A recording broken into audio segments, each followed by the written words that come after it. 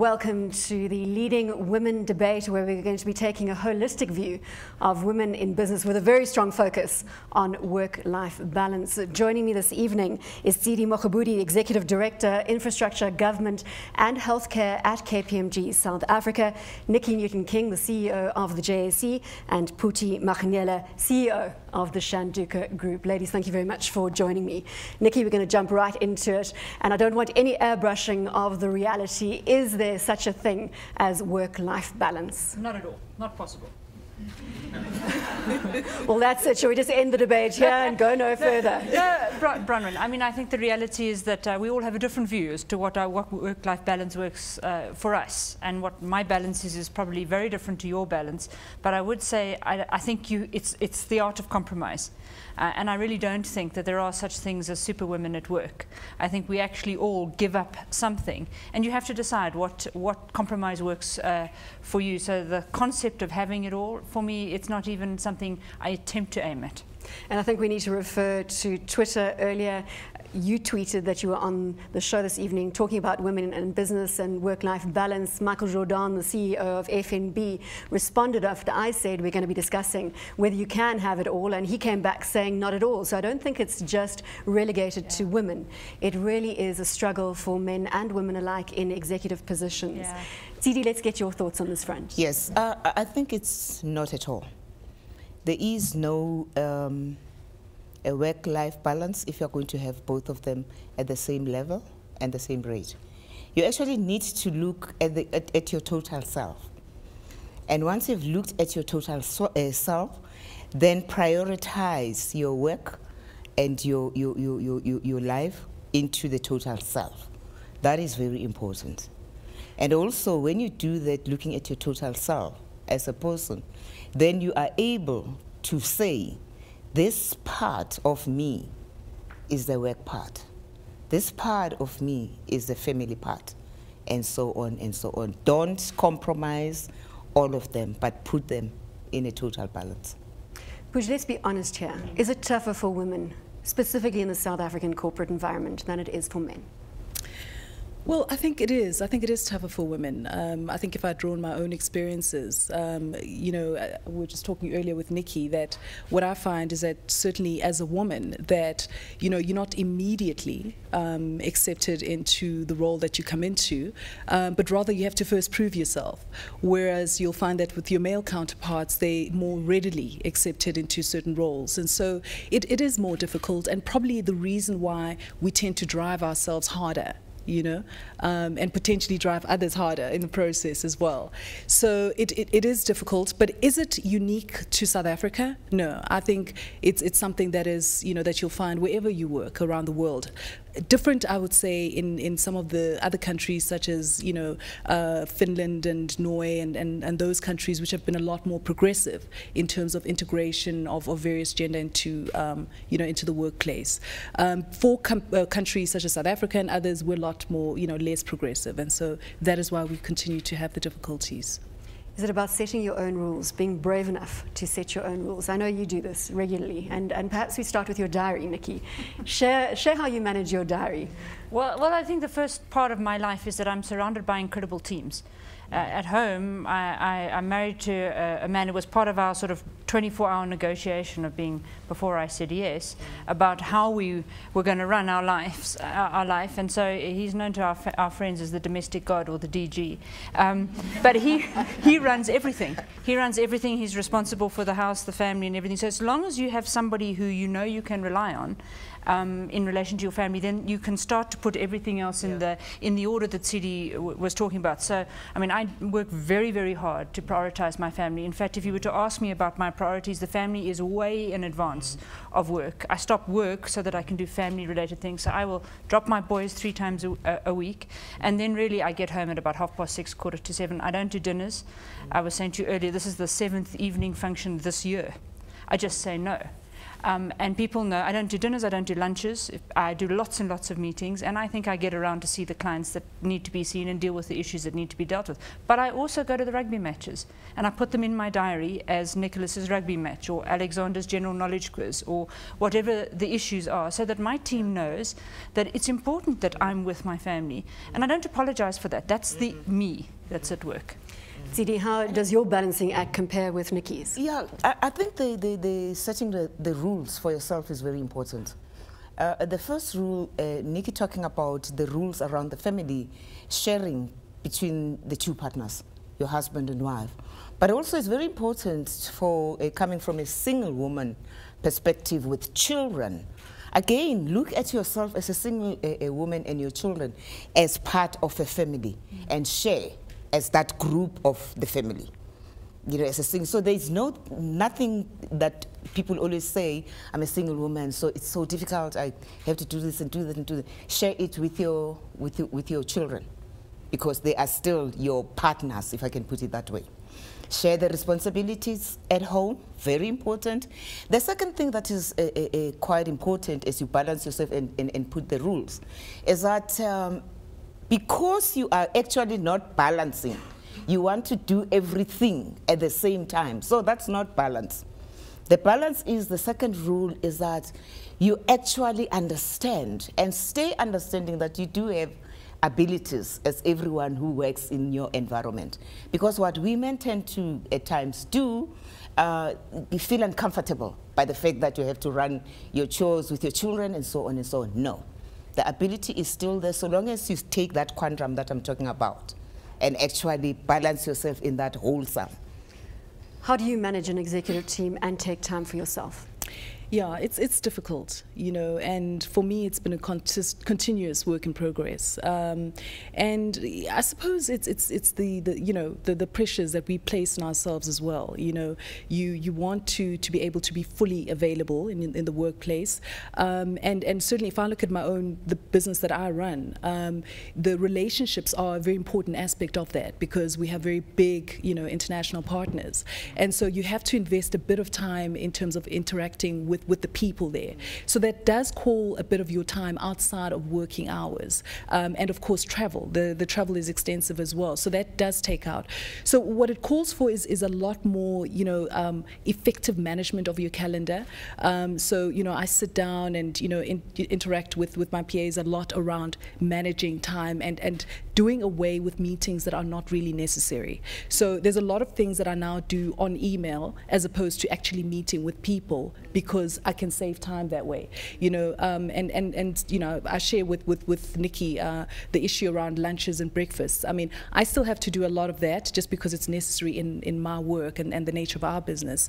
But you know, it's a lot more reduced from what it used to be, because I find that, you know, in a breakfast setting or a lunch setting, you do take up a lot more time than you would in an hour's meeting or a 30-minute meeting. I mean, you know, you find that when you're a lot more focused on time, a meeting that would take an hour just because it must take an hour, you'll be able to cut to 20 minutes because you're saying, okay, this is the issue, this is the decision, and that's it, you know, and you find that you're a lot more effective that way. But it is a work in progress. It is a work in progress, yeah. And we've got a mountain to climb because there are very few women in leadership positions. And perhaps just an anecdote I can share, I host a show called Captains of Industry.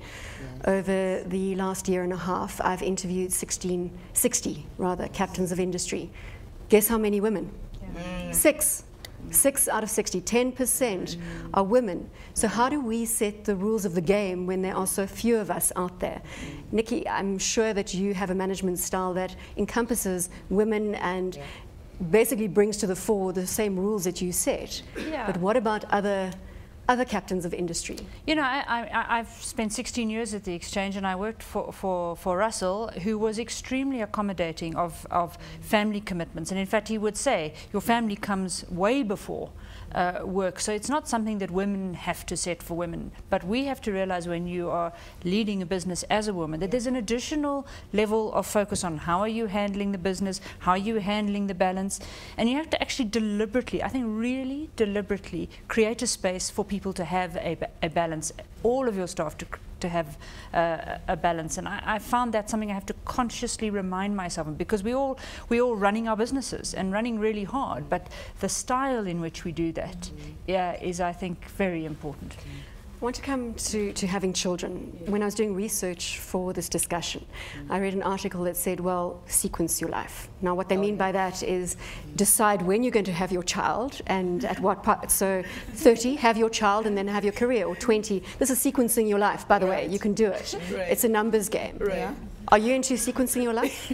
Well, actually, and how are you going to sequence your life? Well, you know, Bronwyn, when I was in my 20s, I think I was probably an expert at sequencing my life, but I very quickly learned that doesn't work, you know.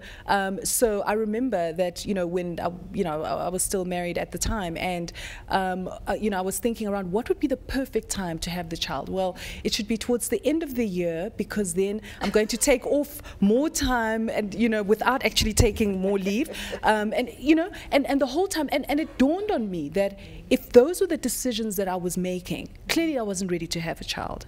Because I think if you're going to have a child, then that child must be your highest priority, you know. So it was probably a good thing that I didn't have a child at that time, because I probably wouldn't have been a good mother. Do you think if you have a child today, it would still be your highest priority as CEO of the Shanduka Group? I think that if I had a child today, that my priorities would most likely change, yeah.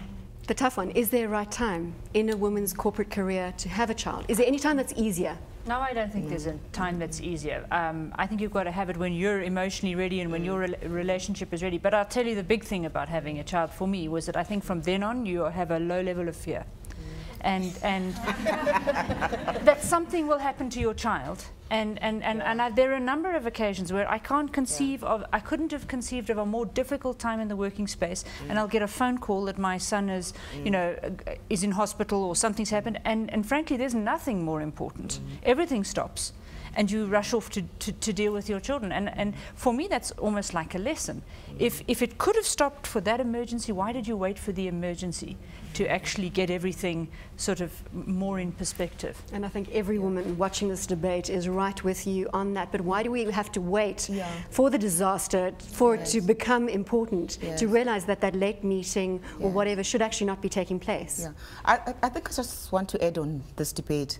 The sequencing, I think it depends on the individual or the individual's partners.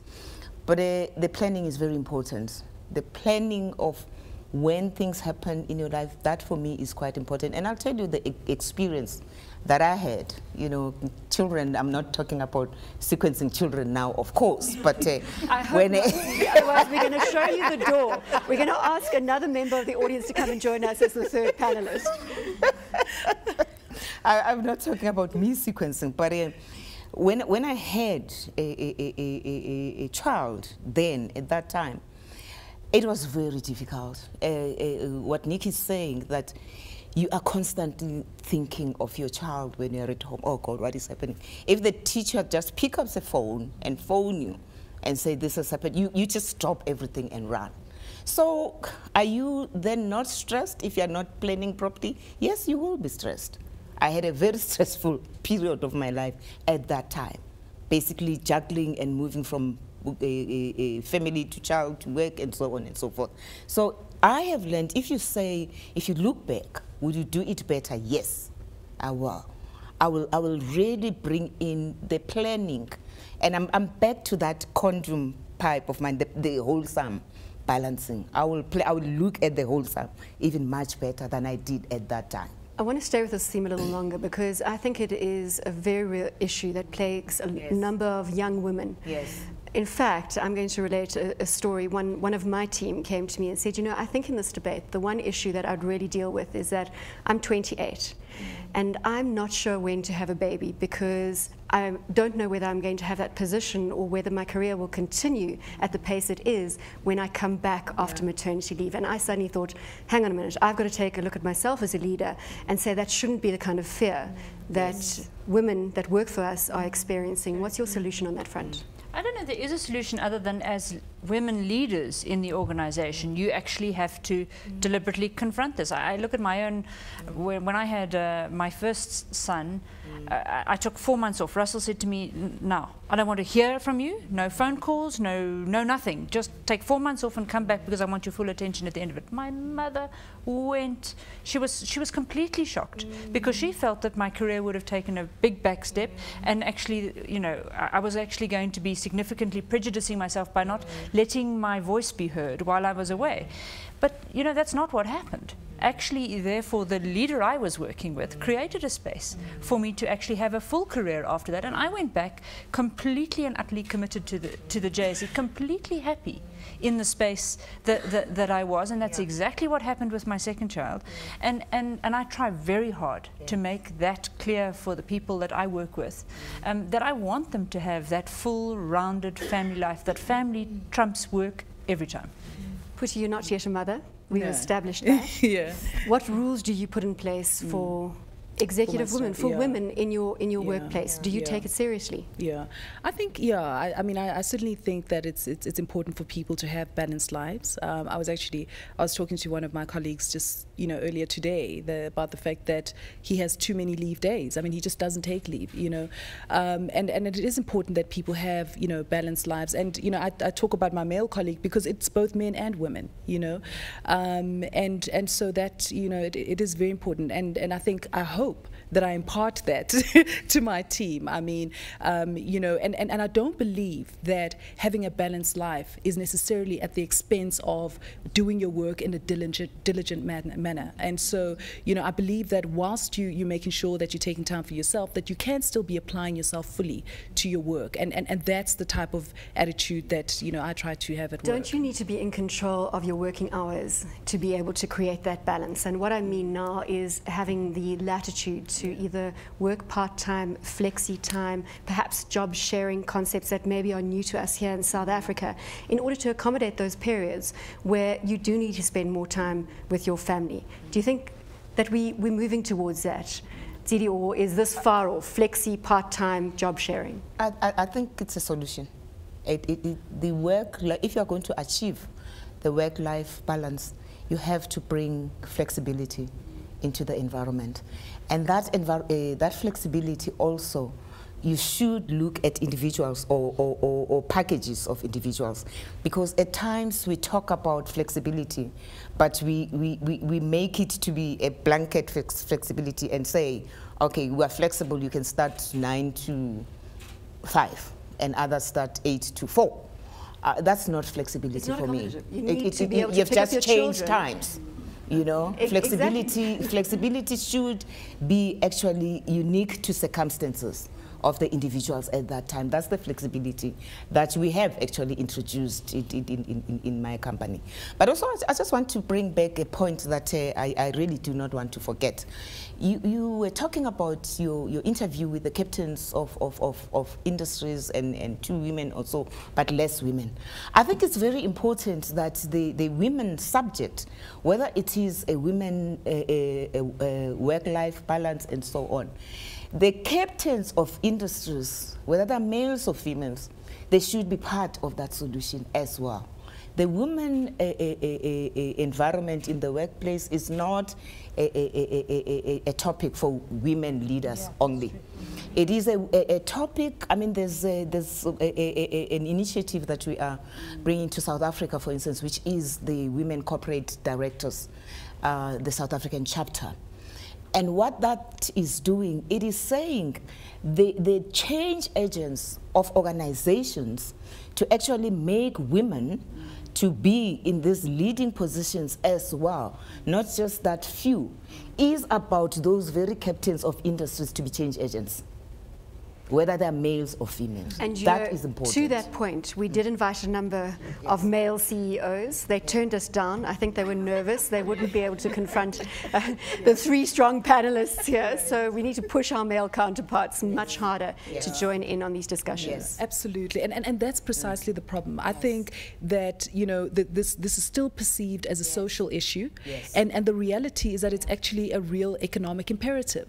Because unless we have more diversity in our companies, in our organizations, then we're just holding ourselves back. You know, if 52% of the population is women, and yet only, what is it, less than 4% of women are CEOs on JSE listed companies, then all we are doing is we're holding ourselves back, and we're reducing the chances of having more competitiveness as a country, you know. And the reality is that we have so many challenges as a country to confront. Why are we still holding ourselves back in terms of, you know, just the human capital that we have in this country, you know? Do women make better leaders than men? Women make different leaders than men, and I don't think that all women are the same, like I don't think all men are the same. I think we make a mistake as women, though, to man up when we come into the workplace. We need to come into the workplace as the authentic us, and we are going to all be different, but I think that many women bring a specifically high level of EQ to the workplace, and I think that's a very important thing to bring to the workplace, particularly when the workplace is stressed. And high EQ and low ego are really particularly potent things that can add to the way a workplace gels, the culture of an environment. And I think we need to, as women leaders, encourage people to be their authentic thems and actually come there and be part of the change in our workspace. Another interesting trend that I discovered while I was researching for this is that more and more women are turning to entrepreneurship because of the lack of flexibility within corporate structures. Do you see that happening around you? I see it with my daughter. You know, she was in corporate, and she said, you know what, I want to be very flexible, I'm going to be an entrepreneur. She actually said exactly that. And obviously, as having somebody in my family who has taken that, I started becoming interested in finding out why are young people going for entrepreneurship and not for corporates as we did. And it is precisely that flexibility. Not flexibility also in the time, flexibility of time, but flexibility in the mind as well. They do want the intellectual capacity to be recognized and exercised and be able to contribute to the organization. So it is very important that whilst organizations have the hierarchical structures, which structure is very important, but the structure needs to recognize the abilities of every member of the organization in order for that growth to happen. That is what needs to happen in this generation. We are no longer living in the past generation of the CDs. You have they say there's Generation M now. I didn't even know. We're talking about the millennials. But are you wanting to add to that discussion? I wanted to add to that I think part of the problem is that, you know, balancing or wanting more flexibility comes at the cost of your income. And that is the problem, because you then suddenly face with the fact that you're not going to be earning what you used to earn before. And I suppose for people making decisions around becoming entrepreneurs, it's being able to drive the income that you generate, but within the flexibility and still having the ability to also think creatively and give that input and having your input valued, you know. And I suppose people are creating that environment for themselves. But we do need more entrepreneurs as a country anyway. Yeah, it's an interesting thing for a business, because the country needs more entrepreneurs, but we need entrepreneurial people in the workplace. And we're not really as sophisticated, long-standing businesses that cut out for wacky entrepreneurial thinking that often. And so giving people flexibility is only part of the solution. In fact, your ideal employee is somebody who you pay half-time, who works full day. Because that's what happens actually to many women who seek that so-called flexibility of half days and so on, is that they end up putting in far more than is actually, I think, equitable. So I always have conversations with the women who talk to me about wanting to do that. Are you sure you're actually on the right side of this deal? How do we hang on to top women executives and not lose them potentially to their families? It's not if people are happier at home, I don't think it's a loss from the business because society is a sort of complete package of people who work and people who are at home, etc. And we need stable families and well looked after social environments. But I do think we can do better by recognizing that people want to be more complete, have that balance, and do better about actually saying, well, what do I have to put in place to enable you to feel that you are spending the right amount of time with your family, that I'm respecting that, that I'm not infringing on your personal time. And I think then we will have a much better chance of getting the people, everybody at the workplace, much happier that the balance is properly cut. I want to focus a little now on your own personal experiences. How have you climbed the corporate ladder? Hard work. Was it tough? Hard work, yeah. Definitely. Hard work, and I think what for me worked well was that when opportunities came for my career to go to the next level, I was ready because I had done the work. And this is one of the things that I often say, is that you don't wait for something to happen. You have to just keep working really hard. Define hard work. Hard work, I used to, for instance, in one of the organizations that I worked for when I was in New York, I would be in the office 7 o'clock and probably would not leave until around midnight the following day. But I loved it. I also loved it. So other people would look at me and think, oh, shame, you work so hard. But I actually loved what I was doing. I was learning so much, But all of that paid off, and doing the work that other people didn't want to do, it paid off. Yeah. Tidi, I'm going to ask you the same question. Yes. I can see you're focusing on generations here. To see how did it happen. You said it, not me. It was actually even more harder as compared to the generations now. In the sense that in my particular profession, for instance, there was no role model at all. There were no CAs, women. So there was nobody to look up to as a role model. And that creates an environment which becomes even more difficult, because your counterparts now come saying you're surrounded by men, and you're just overlooked really in the environment. So what then had to happen is that I just had to work so much harder. The 2 o'clock type of working until 2 o'clock in the morning and waking up at 5, to actually say, you know what, I am going to do this thing. It just makes you to be even more determined, to be more resilient. Those are the characteristics actually that I always emphasize to women. You can see that I'm not talking women only, to young people, both males and women, on resilience, of perseverance, of working harder, and focus. Because once you don't focus on your end game of what you want to achieve, you can easily lose it in the process. And that's how I did it. Nikki, the theme unfolding here: hard work, passion, determination. Yeah, and being a little bit of being in the right place at the right time, and taking advantage of the opportunities, creating those opportunities, but taking them when you see them. I think many women will say, oh, I didn't think I was right for that. But I think we've got to disabuse ourselves of that. If the opportunity is there, you need to put up your hand and take it. You're watching the Leading Women debate here on CNBC Africa. We're taking a short break. We'll see you on the other side.